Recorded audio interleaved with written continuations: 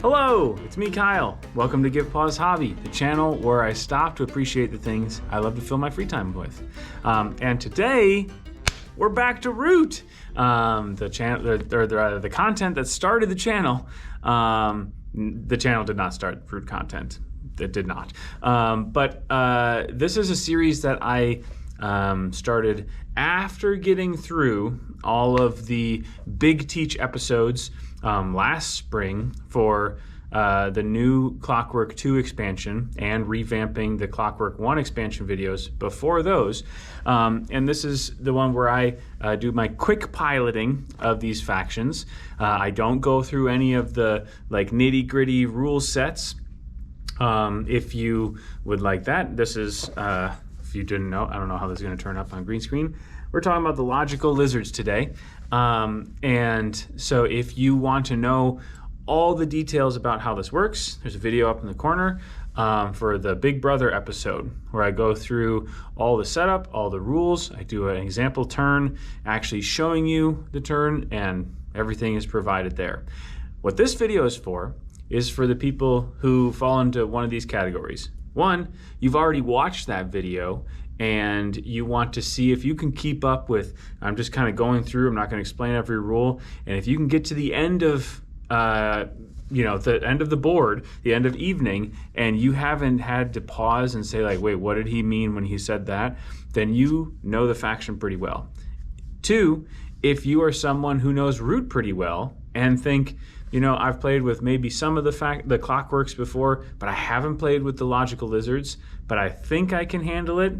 Maybe this is all you need. And third, if you're someone who maybe watched the video or didn't need the video and you learned them on your own or some other way in the past and you want a refresher. So in any case, I'm going to be walking through one turn without any visual examples, just me talking through my thought process if I'm playing them. This is I didn't mean for it to be a whole year, but I did want to delay the production of these videos until I had a lot more time to live with these new Clockwork 2 factions. Funny enough, this is the only one that didn't make the cut in the ROOTbot madness. There's a video for not the actual game because that failed to upload. The live stream just failed. And maybe one day I'll record a new one. But for now, let's actually get to our logical lizards. And the first stop is the berries. So at the top of the board, you want to make sure that you're paying attention to poor manual dexterity, hate surprises, pilgrims, and robot revenge. That last one, robot revenge, I'm wanting to point out this is different than with the meat bag version of the lizards. This is any time lizards are removed from the board outside their turn, not just in battle. So that's important. So we're going to start our turn. Bird song. You'll notice there is not drawing an order card. This is an important difference from most of the other Clockwork factions. Outcast. The most common suit in your Lost Souls is the order. On a tie, the order is bird. So you're going to pick up your Lost Souls. You're just going to flip through it. Keep the order. Maintain the order. So don't lump the suits together. Count them up and figure out which one is the top. And that's going to be your order for the turn. That's why you don't have to draw one. Then you're going to perform Conspiracies in ordered clearings. Now, if you look over, perform Conspiracies, the first sentence, if you have acolytes, move the conspiracy markers, blah, blah, blah, blah, blah.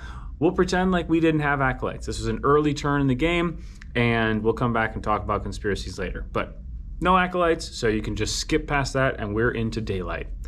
Rituals. Reveal the top 4 cards from your Lost Souls, one at a time, and perform a ritual each.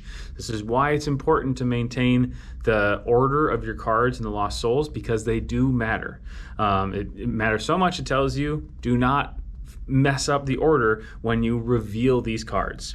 So for each card that you reveal, if it's going to be a rabbit, fox, or mouse card, you're going to place a warrior in a matching clearing. Then if you rule there, place a matching garden there. This is going to be the majority of the threat that this faction is going to pose. The Conspiracies, as you'll see, are also pretty beefy, but this is going to be happening almost all the time.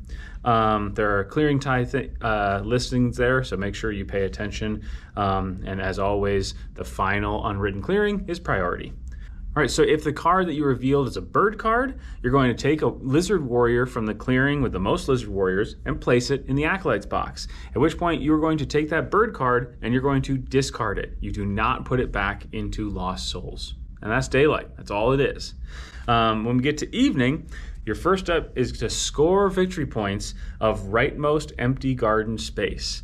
So importantly here, it does not matter what the ordered suit is.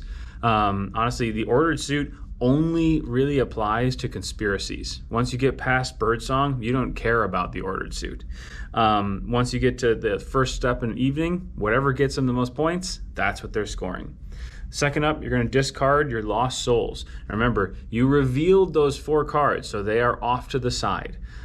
Typically, cards that are revealed, you just put them face up next to a board. So A, people know what you revealed. B, you remember you revealed them already, so you can't re-reveal them. And C, in this case, they don't get mixed up with the rest of the Lost Souls because they're going away. Then you return revealed cards to the top of your Lost Souls, preserving their previous order. And then last but not least, craft the top card of the deck for 1 victory point if it shows an available item. Add it to your Lost Souls, not the discard pile. So this is kind of a weird wording. What you do is you look at the top card of the deck if it's an item, craft it. It's sort of strange to just say like, craft the top card of the deck, because it might not have a craftable item. It might have a craftable item that no longer exists. So check that first. That's the whole turn. It goes top to bottom. But now let's double back for conspiracies, because this has a little bit of technicality to it and is pretty variable from turn to turn. Again, early in the game, you might not even have any acolytes to do conspiracies with. Or later in the game, you might have a bunch of acolytes but no targets. So performing conspiracies. If you have any acolytes, move the conspiracy marker once to the right, wrapping to the leftmost space if you move off Sanctify. Perform the conspiracy of the covered space if you can. Remove an acolyte if you perform it. Return to the start, continuing this until you have no acolytes. So I'm just going to put this in here now so I don't forget. That sentence, remove an acolyte if you perform it.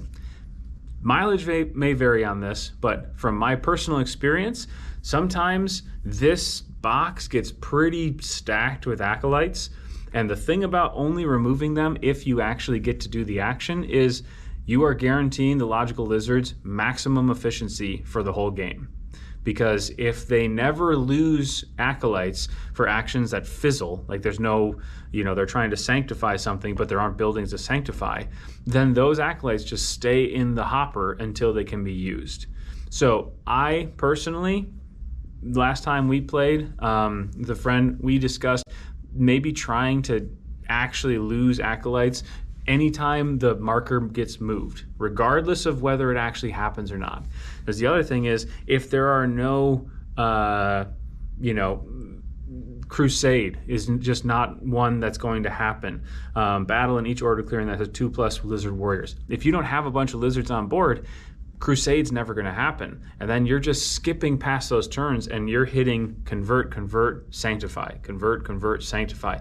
So not only are they guaranteeing that every acolyte is getting maximum impact, but you're hitting that last one, sanctify, more often, and that's by far the most impactful on the board. So again, mileage may vary. It's obviously not in the rules, but we've talked about maybe trying that, and maybe you will too. So when you're moving this sanctify, the conspiracy markers, you're going to be following a pattern: convert, crusade, sanctify. And off to the side, you see the 3 different conspiracies, which again, details, I go into a lot of that in the Big Brother video, so I'm not going to do it here.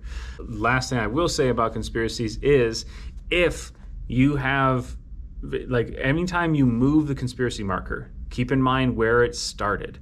Because if you start on sanctify and you go around, there's no convert, there's no crusade, there's no convert, there's no crusade, and it gets back to sanctify and there's still nothing to sanctify, the rules say nothing about stop of a potential endless loop.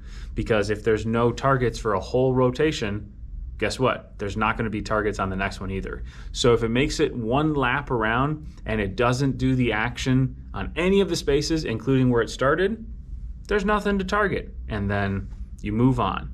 Again, if, as the rules state, they would not spend any acolytes on that turn, which means they would all be available for the next turn. So it makes them kind of scary. But that's it. That's the logical lizards. A little bit extra step there because conspiracies are just a bit of an oddity. Just makes them extra special. So, and if you want more detail of this, about all the nitty-gritty with the tiebreakers and the rulings on the conspiracy, the big videos linked down below if you haven't watched that already. I'll be coming out with the rest of the Clockwork 2 quick piloting episodes in the near future. But until then, thanks for taking a pause to give pause. Happy gaming, and we'll see you all next time.